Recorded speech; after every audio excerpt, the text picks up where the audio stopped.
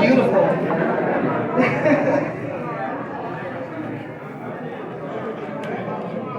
Wow, thank you.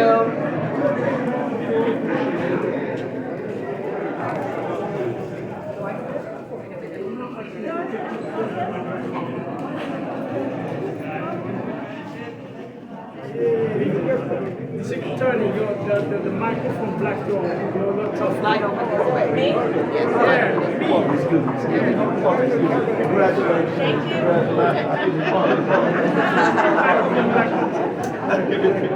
Say something, say something.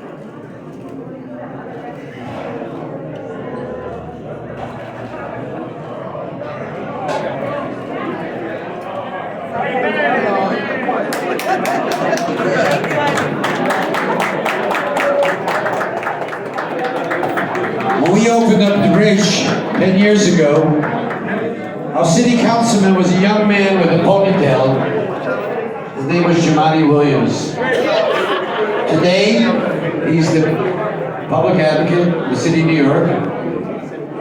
But more important than that, when it comes to justice, when it comes to equality, when it comes to fighting for our community, nobody's out in the street more than Jamani Williams.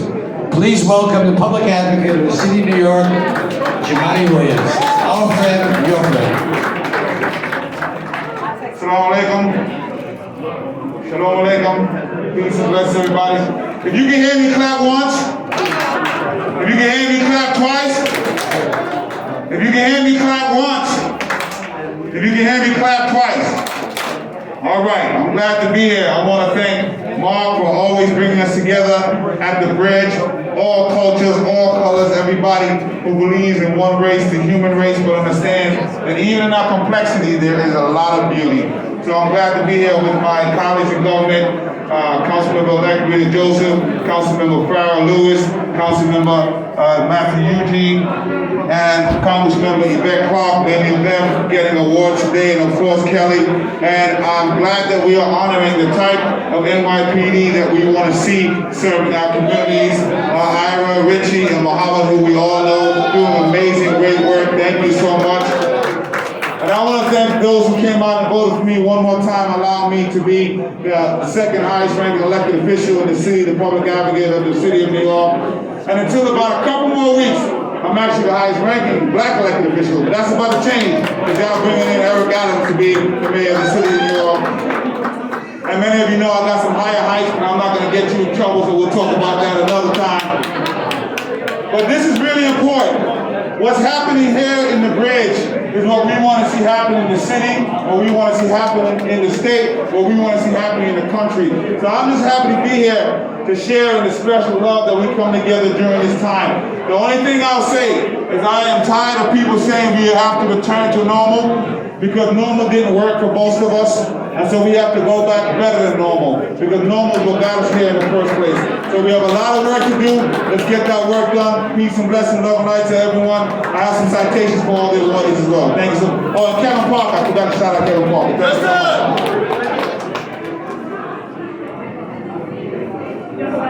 Hello? Before we get to the 3 police officers, we have one more honoree, and she's very incredibly special to us. Dr. Mona Lisa Ferrari is an educator, a teacher, a broadcaster, an advocate. She's everything you wanted in a human being to care for the community.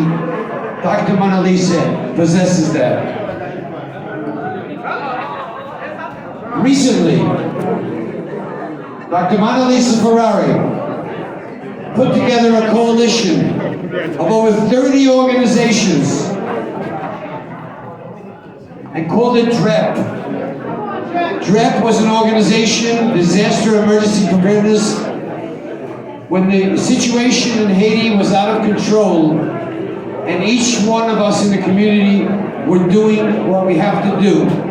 At the bridge, we raised over $100,000 worth of equipment that went straight to Haiti. And Dr. Clark was here, and Dr. Mona Lisa chaired that event. It was an amazing event. But it took this organization that Dr. Monalisa Ferrari founded to coordinate everything. One Sunday morning, a lady from Manhattan, she kept calling my phone every 2 minutes. You gotta pick up 100 pairs of shoes. I wasn't in the mood of going to Manhattan, to be honest with you, but I went. I called up Mona Lisa. It was like 8 o'clock in the morning on a Sunday morning. She was still in her pajamas, but she came down from the car, took the shoes, put in her car, and off we went to Haiti. That's what leadership is about. That's what friendship is about. That's what love is about. That's what we're all about, right? Committing your life of public service unselfishly, from wee hours in the morning to wee hours in the night, working on behalf of the people of Haiti, making sure they have a job, they have a house, they have an apartment. I call up and I can't talk to you. I'm trying to get an apartment for 2 Haitian immigrants. That's what leadership is about. That's why we're so proud. And give it up. Give a nice round of applause for our awardee tonight, Dr. Monalisa Ferrari.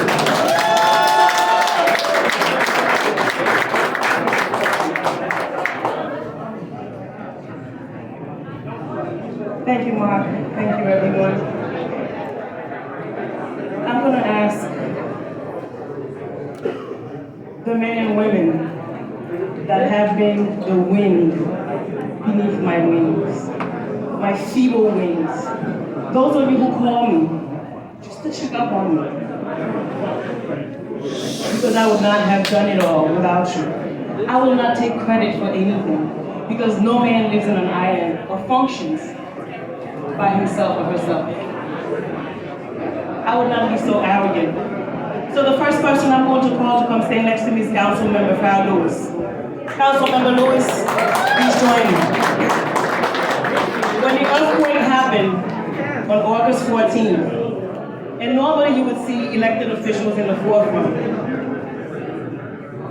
and Councilmember Farrah Lewis called upon me and said, Mona Lisa, I know you're a true lover of Haiti, and we're going to be receiving tons of interviews, and I need you to say a few words. I was shocked. I said, wait a minute, I'm not an elected official. I don't really need to be in the spotlight. But she called upon me, and that's how we started DREP. And we've been going on ever since. And soon, many soldiers joined me. Councilmember Joseph, come on up. Councilmember Eugene, the people that are in your district, come on up. You guys were there. And I'm sorry for breaking the seniority rules by calling Congresswoman Yvette Carr my very dear friend. When I tell you she's my friend, it's not something I'm making up. This woman is only one text away. I'm always asking myself, how does she answer my text so quickly? She could be in Washington, in assembly. She'll answer my text. Congresswoman, thank you so much. Councilmember Mercedes Narcisse, in whose district I'm doing the work for DREP at 9602 Flatlands Avenue. Margaret, my champion, come on up. All of you ladies who went on that trip with Mark and I in 2018 to celebrate unity. Carol, please come on up. Ingrid. Nicole, ladies, you know who you are. There's one more person that is very dear to me. As I woke up one day on my way to a funeral, I started having a terrible pain, and I live alone. And before I know it, the sisterhood that we have with Pastor Chloe, come on up, Pastor Chloe. Before we know it, I was on the phone with these women, on the chat, because they check up on me every day to make sure I'm okay. Joan lives about 5 or 6 minutes from me. I don't know why Joan got to my door before the ambulance got there.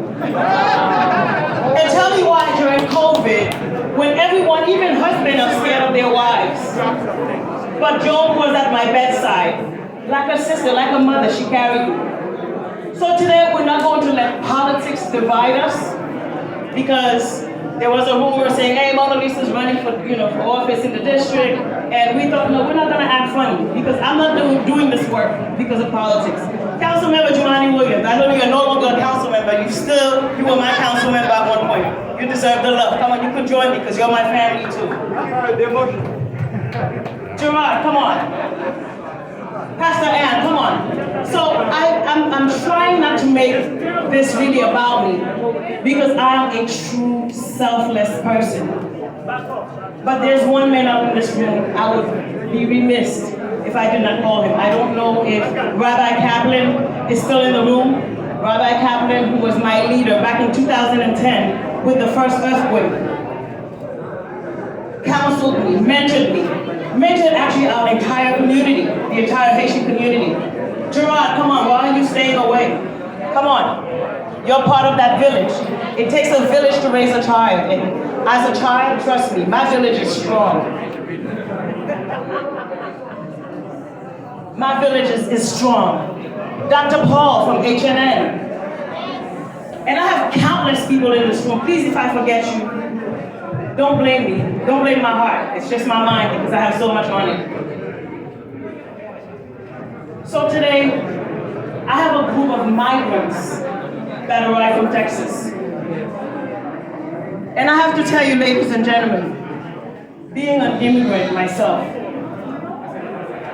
this experience took me back to the 1980s when we didn't have that much leadership in the community. We didn't have as many agencies like we have. We didn't have a Mark Appel to unite us. We didn't have a Mark Appel to open his doors, open his heart. And this is not the first time he's done this. Mark is one of the people that I can actually count on. It doesn't matter the time, the day, or the hour. Andrea, come on up. So today, these migrants have arrived, and Dr. Paul, where are you? Dr. Paul from HNN, Haitian Nurses Network. Yes, come on, Dr. Paul. Dr. Paul was one of our delegates who actually made it to the south of Haiti. And anybody who knows me, you know while I may carry an American passport, but I'm still Haitian, and I love Haiti. Since 2010, after being trained by Rabbi Kaplan, I've made it my business, my duty, to always go back and serve. And I used to make 6 to 7 trips to Haiti. Today I have a strong foundation in Haiti. It's called FEWGI, F-E-W-G-I, Foundation for the Emancipation of Women and Girls. So the award that I'm about to receive tonight, I'm dedicating this award to these girls who call me mom. I wake up every day with a text on WhatsApp from these girls who have been victims of rape. I've had to send 3 women to the Dominican Republic for vaginal reconstruction because the women in Haiti are being raped. The struggle is real, ladies and gentlemen. And when the road gets tough for me, these are the people in my village. Some of us do fight at times. We argue because we're not perfect. And again with the migrants. This is the village that's been standing. So every time people are giving me credit, I'm not taking the credit. I say give the credit to these people. So Mark, I could not thank you more. I don't know if this is the last time I'm going to be honored, but I'm going to tell you, life is a journey. We all know when the journey begins. We never know when it's going to last.